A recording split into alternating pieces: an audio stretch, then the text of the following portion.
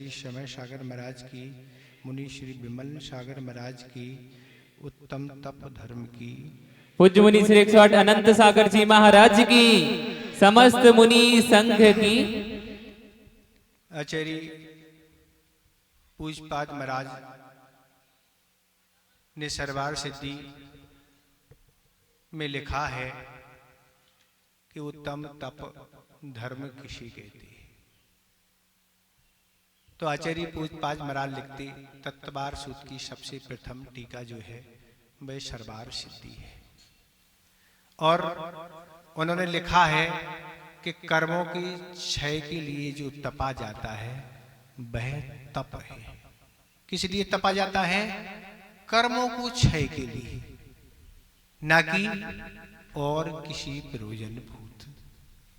ये उन्होंने लिखा है। ऐसे अनेक प्रकार के तपों का वर्णन आगम में मिलता है।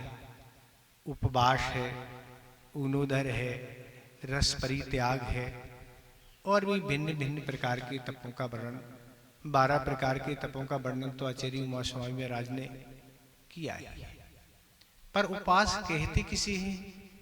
तो जिसमें चारों प्रकार के आहार जल आदि का त्याग किया जाता है उसको ही उपवास की कोटि में आचार्य ने रखा है। समझ लें आप अच्छे कि नहीं। आचार्य के मत के अनुसार हमें तो सुनने पढ़ने में नहीं मिला, पर महाराज जी एक बार कह रहे थे कि जल को भी केवल लेना वो भी उपवास की कोटि में रखा है।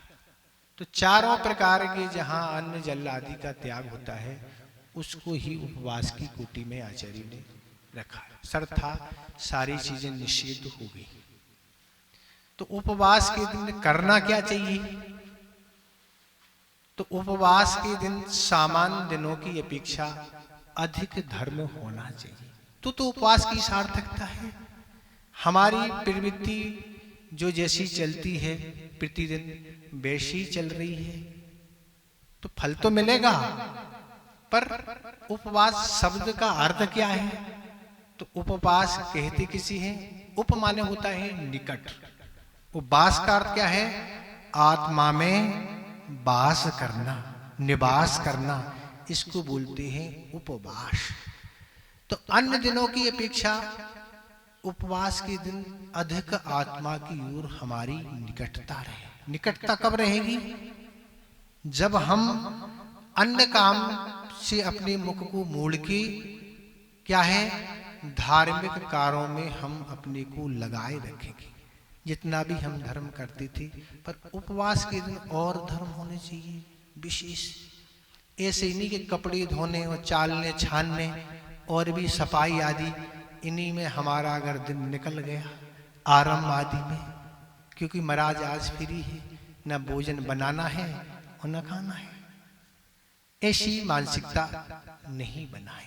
ये तो सब काम होते रहते हैं, होते रहेंगे, पर ये सारी स्थिति है विषयों से। आचार्य ने लिखा है कि उस समय हमारी विषयों में प्रवृत्ति छूट जाए, और भी तरह तरह की ऐसी नहीं कि हमारी बस महाराज दिन काटना है सो कट जाएंगे।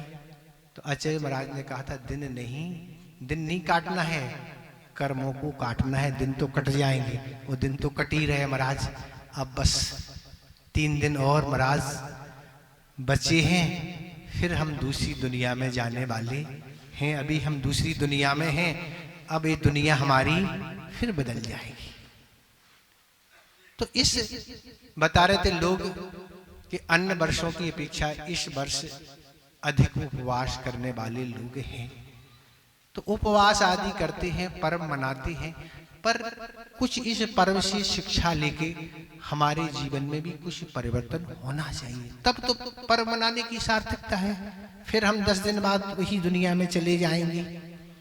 तो ये याद तो रहे कि हम इस वर्ष हमने पर्व मनाया है तो कुछ हमें परिवर्तन चेंज आया है, कुछ हमने बुराइयों को छोड़ा है और कुछ अच्छाइयों को हमने अपनाया है। तो ये लगेगा कि हम इन 10 दिनों में कुछ हमने सीखा है, वही जीवन हम जीने लगेंगे। तो पर्व मनाने जैसी स्थिति हमें समझ में नहीं आएगी।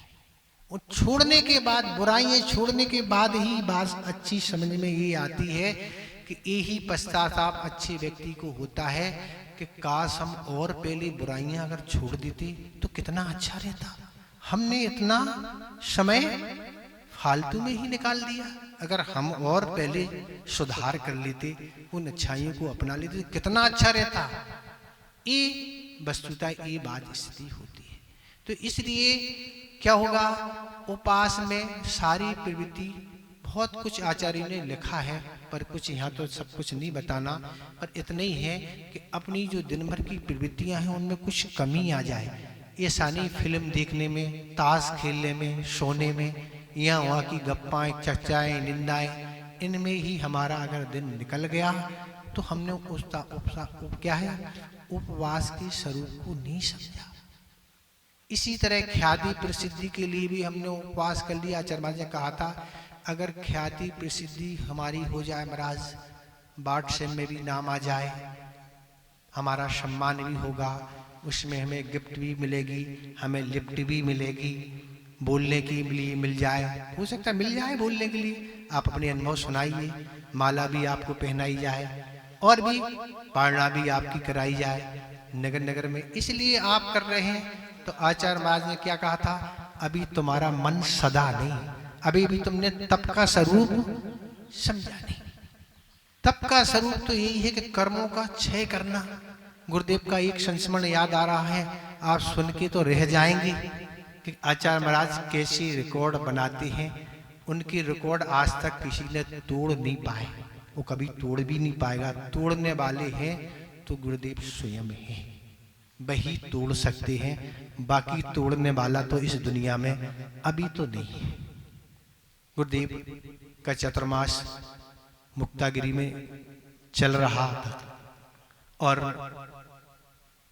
आहार का जैसी समय होता था तो लोग कमंडल आचार्य महाराज के समक्ष रखाते थे, संकेत हो जाता था कि आहार का समय हो गया। और आचार्य महाराज को जब आहार को उठना था कमंडल उठाया और शुद्धि के लिए चले जाते थे, पर कमंडल रखा, उठे ही नहीं। अब पूछने की तो कोई की हिम्मत है नहीं कि उपास है कि क्या है, इतनी तो कोई की हिम्मत रहती नहीं।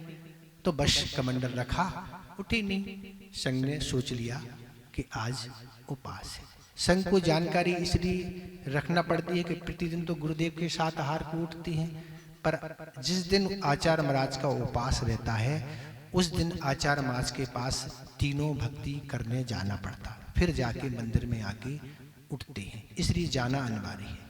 संघ ने भक्ति की और मंदिर से आके सभी संघ उठ गए और अगले दिन फिर वही प्रतिक्रिया, कमंडल रख दिया, फिर नहीं उठी, फिर भक्ति करी।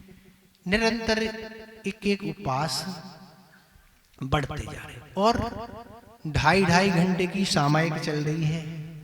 क्लास भी राजवार्तिक उस समय पढ़ा रहे थे। तत्वार सूत्र की जो दूसरी टीका है राजवार्तिक आचार्य अंगलक महाराज ने की है, तो उसको वह संघ को पढ़ाते थे।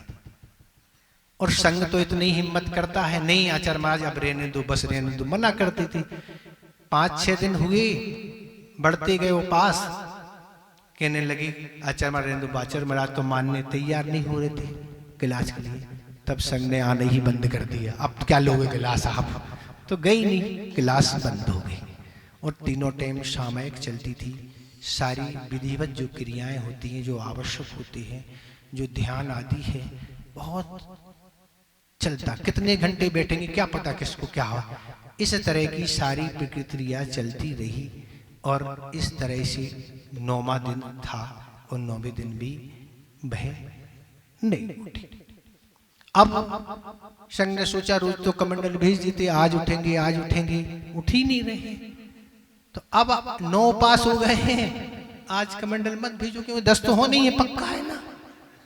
और कमंडल रख के नहीं आए। तब गुरुदेव ने आवाज दी, क्यों आज तुम लोगों क्या उपास है क्या? नहीं आचार्य में उपास नहीं। तो फिर आज कमंडल क्यों नहीं रखा? कमंडल नहीं रखा तुमने? कमंडल गुरुदेव के समक्ष रखा। आचार्य महाराज ने शुद्धि की, सारा संघ आचार्य महाराज के आहार कराने गया और आचार्य महाराज ने सिर्फ आंवला, मूंग की दाल और लौकी हरी समय लेते थे। इस बस थोड़ा सा आहार लिया। आपकी तो संयोजना आली की पिलाने रहती महाराज, क्या क्या हलवे से महाराज तोड़ेंगे ना।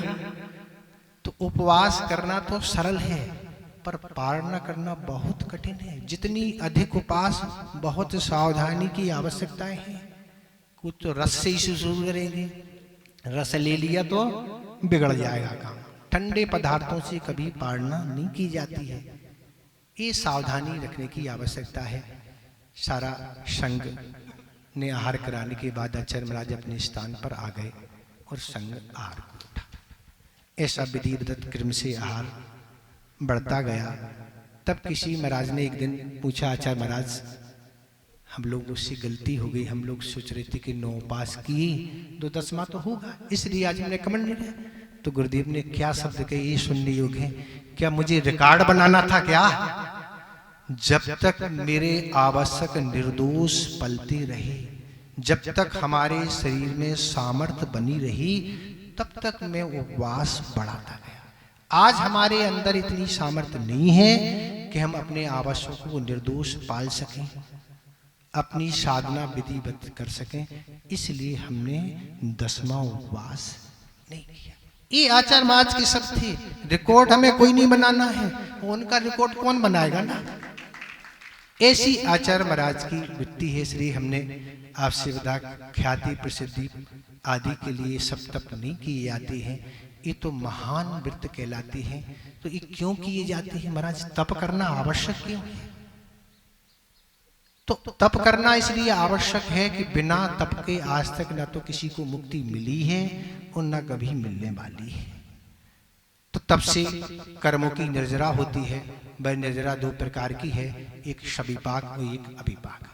सविपाक निर्जरा वह होती है, वह तो प्रत्येक समय होती रहती है, 4 गतियों के प्राणी को होती है। पर अविपाक निर्जरा वह होती है जिन कर्मों का उदय अभी नहीं आया, उन उदय को पहले उदय में लाना और लाके उनको खिरा के जल्दी जल्दी मुक्ति को प्राप्त करना। तो जो जल्दी मुक्ति प्राप्त करना चाहते हैं वो ये अविपाक निर्जरा करते हैं। गुरुदेव ने एक ही लिए एक दृष्टांत दिया था कि जो कोई व्यक्ति है और किसी वृक्ष पर अगर आम लगे हुए हैं, वो उस व्यक्ति को क्या इच्छा है, हमें तो अभी आम खाना है। तो क्या करता है वह आम को वृक्ष तोड़ के पलाश के पत्तों में दबा देता है। दबाने के पहले क्या स्थिति है उसकी? आम अभी हरा है, उसमें कड़कपन है, उसमें कोई सुगंधी नहीं है, उसमें कोई रस में मिठास नहीं है। पर पलाश के पत्तों में ज्यों दबाया और 2-4 दिन ही लगेंगे, वह हरे से पीला पड़ जाएगा, कठोर से नरम हो जाएगा। जो भी खट्टापन था उसमें मीठापन आ जाएगा और जो सुगंधी भी फूट जाएगी।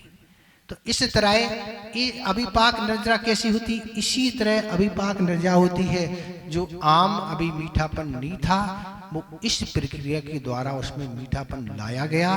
इसी तरह जिसको मुक्ति प्राप्त करना है, वह अभी जो इनका कर्म उदय में नहीं आए हैं, उनको पहले लाके खिरा देंगे और जीव मुक्ति को प्राप्त हो जाए। इसलिए तप जरूरी है। तप महाराज जी क्या आवश्यक है? अब तप की शक्ति अलग अलग है। उपवास भी एक तप है, तो अनुदर भी एक तप है, तो रस परित्याग भी एक तप है, तो वैयावृत्ति भी एक तप है, तो मौन भी एक तप है, तो नमोकार मंत्र की माला फेरना भी एक तप है, आहार कराना वो भी एक तप है, वैयावृत्ति करना, पैर हाथ दबाना, बिहार कराना आदि आदि जो काम, ये भी सब तप की कोटि में है। तो आचार्य ने अनेक प्रकार के तपों का वर्णन किया है। जो भी आपकी सामर्थ्य है वह आप तप करिए, पर किसी इच्छा नहीं, महाराज जी कंडीशन नहीं हमें तो ये मिलना चाहिए, हमें तो ये मिलेगा, बस वो ही मिल जाएगा और क्या, फल नहीं मिल पाएगा। ये सारी स्थिति समझ के चलो। तब तो तप का स्वरूप समझेंगे नहीं, तब तक हम उसके फल को प्राप्त नहीं कर पाएंगे। बाकी हम ये देखा सीखी कर रहे हैं, करें अच्छी बात है, धीरे धीरे अपने मन को साधें। और मन की प्रवृत्ति को बदलते हुए तब प्रारंभ काल में कुछ शिथिलताएं हो सकती हैं, कठिनाई हो सकती है, पर अभ्यास होने से सुगमता उसमें आ जाएगी। तो इसलिए ये सब चीजों को छोड़ के करें तो काम इतना अच्छा होगा।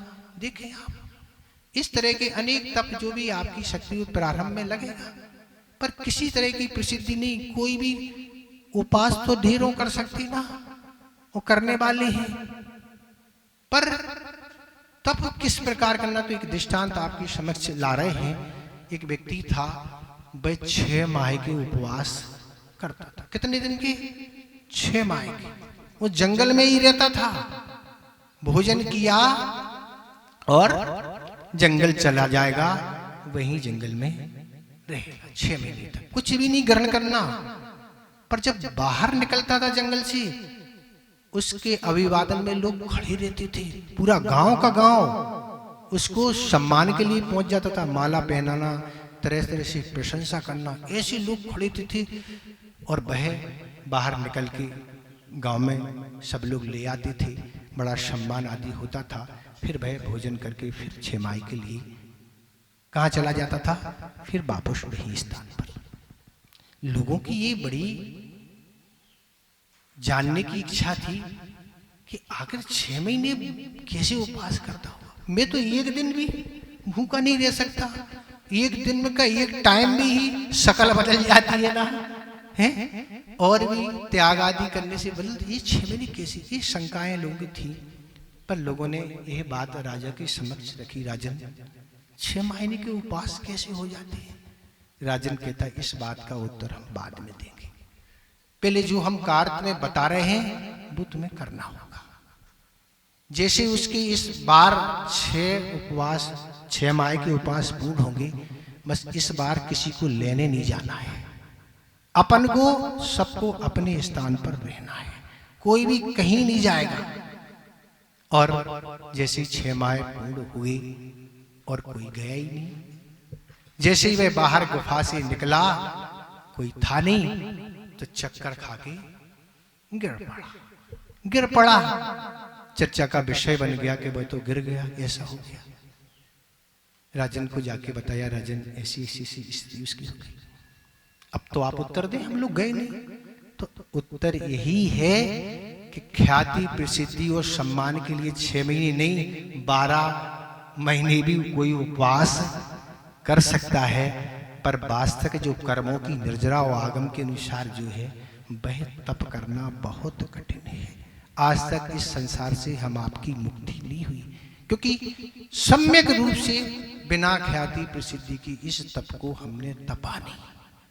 इसलिए बस हर चीज में बिना फोटो के तो महाराज कोई बात होती नहीं, और सम्मान के कारण तो इतने झगड़े होते हैं कि जिनकी कोई बात ही नहीं। आप अगर तप रहे हैं तो आपकी निर्जरा तो चल ही रही है, पुण्य का संचय हो ही रहा। सामने वाला सम्मान करे ना करे, उसके सम्मान आदि से आपके उस तप में कोई प्रभाव नहीं। पर ऐसा भी नहीं कि हम किसी की निंदा करें, नहीं, निंदा करने का अधिकार हमें नहीं है। वो जो भी कुछ करे, पर अपना तो यही है कि अपन प्रशंसा ही करें। दूसरे को हमेशा उस तप की प्रशंसा ही करना चाहिए, नहीं आप जो कर रहे हैं वो अच्छा, पर वो चाहे ये गलत हो गया। सम्मान आदि की भूख स्वयं को नहीं, पर दूसरे को सम्मान करना चाहिए, ये तो सब अच्छा है। तो इस तरह की स्थितियां होती हैं, जब जाके ये मन होता। आचार्य सुखचंद महाराज ने ज्ञानों में लिखा है कि हे संसारी प्राणी, शरीर तो तुम खूब सुखा चुका है, खूब उपवास कर ली, खूब तप, खूब सूख चुका है, अब तो इस मन को सुखाओ ना। ये मन नहीं सूख रहा है ना, मन क्या कर रहा है, तरह तरह की मांग प्रकट करता है, हमें अब ये चाहिए, हमें वो चाहिए। इस मन को सुखाना होगा। मन नहीं सूख रहा है, क्या है, अदरक की तरह ही अदरक बनी है, अदरक सूख कर सौंठ नहीं बन रही है। ये मन को सुखा देंगे जिस दिन, तो काम हुआ। आचार्य महाराज का भी एक कोटेशन पढ़ने मिला। आचार्य महाराज ने कहा कि सबसे बड़ा अगर मंत्र कोई है तो वह मंत्र है मन को संयत रखना। अगर तुम्हारा मन संयत है, नियंत्रण में है, अदबा तदबा काम नहीं कर रहा है, तो बस मंत्र ही चल रहा है। और मन अगर असंयत है तो क्या कर बैठेगा पता नहीं। कल संयम का महाराज दिन था, तो संयम का लक्षण गुरुदेव ने यही कहा था, वो भी हम आपको सुना दें कि संयम का अर्थ क्या है और असंयम का अर्थ क्या है। तो गुरुदेव ने यही कहा था कि संयम का अर्थ होता है लगाम और असंयम का होता है बेलगाम। असंयम पर कोई लगाम नहीं होती है। जब खाना सो खाना, जब बोलना जो सो बोलना, जब जहां जाना सो जाना, जो करना सो करना। बेलगाम की गाड़ी, अगर तांगे में जो घोड़ा लगा रहता है उस पर अगर लगाम नहीं लगाई जाए तो क्या दशा होगी। जब भी तांगे में घोड़ा लगाया जाता है, आपने देखा होगा, शायद तांगा देखा आपने, पता नहीं आपके खिमलासा में है कि नहीं, पर अपन ने तो देखा है। तांगा में जो घोड़ा लगा रहता है उसके आजू बाजू दो डंडे रहते हैं, आंखों पर दो पट्टियां होती हैं, तांगा चलाने वाले हाथ के में लगाम होती है और उसके साथ एक हंटर होता है।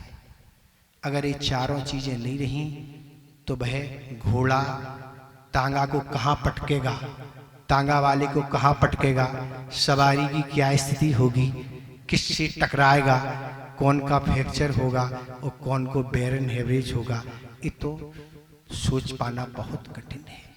तो ये असंयमी की स्थिति है। किस असंयमी नियंत्रण में नहीं रहता, पर संयमी तो नियंत्रण में रहता है। अगर आगम और गुरु की आज्ञा अपने व्रतों की आज्ञा में नहीं है तो वो संयम नहीं है। तो ये बेगला लगाम की गाड़ी, ये आचार्य मार्ग संयम उसे ही कहा कि जिस पर लगाम और असंयम का अर्थ बेलगाम। कोई लगाम नहीं है महाराज, जब खाना सो खाना। तो इस तरह के तपों का वर्णन है, ज्यादा कुछ विस्तार नहीं करना, कुछ आप वर्षों से सब सुनते आ रहे हैं, ज्यादा कुछ अपन समझते भी नहीं है, ज्यादा कुछ संक्षिप्त में आपको कर दें। तो जीवन में तप तपना आवश्यक बहुत है, बिना तप के जीवन में सुगंधी आ नहीं सकती। और आप तप तपेंगे तो आपका निरंतर जीवन बदलता चला जाएगा। गुरुदेव ने एक दृष्टांत सुनाया था कि जीवन में कैसी सुगंधी उस तप के द्वारा फूटती है। एक व्यक्ति था और उस व्यक्ति का किसी ने निमंत्रण किया और भाई निमंत्रण पर उस घर में जैसे पहुंचा, अनेक वस्तुओं से परोसी गई, एक से एक बेहतरीन परोसी थी, पर सारी वस्तुएं देख के उसका मन यही हुआ कि हलवा से ही प्रारंभ किया जाए। आपकी च्वास यही रहती ना, आप भी जब बफे में जाते हैं तो उन्हीं वस्तुओं पे सबसे पहले टूटते हैं जो आपकी फेवरेट होती ना, उन्हीं की सबसे पहले उन्हीं को साफ करते, शायद खत्म हो जाए तो अपनी क्या दशा होगी ना। ऐसे ही जाके टूटते हैं, वह भी उसी हलवा पर टूट पड़ा। और जैसे उसने पहले गिलास हलवे को मुख में डाला तो हलवे की सुगंधी आदि ऐसी थी कि प्लेट कब खाली हो गई हलवे की पता ही नहीं पड़ी, सारा हलवा अंदर चला गया। अब बहुत पसंद था, क्योंकि रोज रोज तो ये निमंत्रण नहीं करेंगे, अब क्या करें। पूछा उससे, भैया हलवा में क्या डलता है? बहुत बेहतरीन हलवा है, बस हलवे में आटा, घी और बूरा, इससे हलवा बनता है। अच्छा, बहुत सरल है ये तो ना। और जाके उसने घर जाके तीनों चीजें मिलाई और डाला। अरे क्या है, क्या खराब लग रहा, क्या उसकी सुगंधी थी, क्या उसकी मिठास, सब कुछ इसमें कुछ हो ही नहीं रहा। वापस पुनः आया, बोला भैया आपने जो बताया था वो वस्तु डाली पर हलवा बनी नहीं, वो तो ले ही जैसी लग रही है। तो क्या किया आपने? ये तीनों चीज मिलाई। अरे जब तक अग्नि रूपी आप उसमें ताप नहीं देंगे, जब तक हलवा बन नहीं सकता, इसलिए तप रूपी आप इसमें संस्कार नहीं देंगे तो आपके जीवन में भी सुगंधी आने वाली नहीं है। आचार्य महाराज दृष्टांत के मामले में तो इतने दृष्टांत गुरुदेव के पास ऐसी ऐसी चीज थी कि हम लोग सुन के रह जाते थे कि गुरुदेव क्या क्या करते हैं, कहाँ क्या सुनाते हैं, कहीं बैठे और कहीं। ये उनकी बहुत बड़ी कला थी। कि विषय को आचार्य महाराज हमेशा कहते थे कि विषय को सरल करके सुनाना चाहिए। एक बार का संस्मरण छोटा सा याद आ रहा, वह भी सुन लें आप। अमरकंटक में चतुर्मास चल रहा था, मैं अपने स्थान पर बैठा था। आचार्य महाराज को जंगल जाना था। उठ के आचार्य महाराज आ गए, हम जहाँ बैठे थे हम उठ के खड़े हो गए। तो कहने लगे जंगल चलना, हम ठीक है, हमें भी चलना, हम आपके साथ चल रहे हैं। और हम आचार्य महाराज के साथ चले गए। हमने चर्चा प्रारंभ कर दी। उस समय आचार्य महाराज प्रेमी रत्नमाला पढ़ा रहे, 2009 का चतुर्मास था, सुबह पढ़ा रहे थे। हमने आचार्य महाराज आप तो प्रदीप रत्नमाला कैसे पढ़ा रहे हैं, कितना अध्यात्म उसमें दे रहे हैं, कितने दृष्टांत आप दे रहे हैं, बहुत अच्छा लग रहा। तो आचार्य महाराज कहने लगे अगर दृष्टांत आदि नहीं दिए जाएं स्वाध्याय कराते समय तो विषय क्या नीरस हो जाता है फिर, क्योंकि न्याय वैसे ही नीरस है, न्याय वैसे ही कठिन है। और अगर उसमें इस तरह, तो ये आचार्य महाराज ने उस समय कहा था। तो इसलिए अपने जीवन को उस तप से जोड़ो तो काम हो सकेगा। यही सोचेंगे महाराज बहुत कठिन है, अरे जिस कार्य में आपकी रुचि रहती है क्या होता है, सब सरल है। मान को आपको ट्रेन से कहीं बाहर जाना है और समय पर आपको पहुंचना है, ट्रेन के डिब्बे पूरे भरे हुए हैं, तो क्या वापस आते क्या आप तो उस हैंडल पे भी लटक जाते ना, और धीरे धीरे अंदर होके भले आप 12 घंटे का सफर है आप करते ना, तो कहाँ है कठिनाई होना। तो जहां आपको रुचिकर है, जो करना है सो करना है ना, वो जो नहीं करना है उसमें अनेक प्रकार की बहानेबाजी है। इसलिए अपने जीवन को उस तप से जोड़ो, इस ख्याति पूजा प्रसिद्धि के लिए नहीं, कौन क्या कहेगा वो छोड़ो। अपने जीवन को अगर संयत बनाना है, अच्छा बनाना है, इन तपों को तपते चले जाओ। एक अनेक वर्षों तक आपने यह कार्य किए हैं और भी करते चले जाएंगे तो आगा जीवन ये तो पक्का है सुंदर ही बनेगा और जीवन अच्छा ही बनेगा, नहीं तो मिटने वाला है। क्योंकि ये तप मनुष्य पर्याय में ही तपे जा सकते हैं, देव कोई तप नहीं तप सकते। जब रात में 12 बजे भी भूख लगेगी तो अमृत झड़ जाएगा, रात और दिन का काम नहीं है। त्रियंच भी अपनी सीमा में ही काम करते हैं और नारकियों को तो टाइम ही नहीं है मार धाड़ से कि वो तप तपे, वो क्या तप तपेंगे। मनुष्य ही है जो तप को तप के अपने आगामी जीवन को सुंदर बना सकता है। ये मनुष्य पर्याय आपको मिली है, इसलिए मिली है कि आप तपते चले जाएं, लोभ वृत्ति को छोड़ें। पैसा तो आ जाएगा, खूब कमा लेंगे। धर्म से व्यक्ति की शोभा होती है, क्या है, धन से नहीं। धर्म अगर है तो धन आता चला जाएगा, धर्म नहीं है, पुण्य नहीं है तो रखा हुआ भी नाश हो जाएगा। इतने ही हम पर्याप्त समझते हैं। अहिंसा परमो धर्म की जय बोलो परम पूज्य मुनि श्री 108 अनंत सागर जी महाराज की, समस्त मुनि संघ की। जनवाणी स्तुति के लिए खड़े हो जाएं।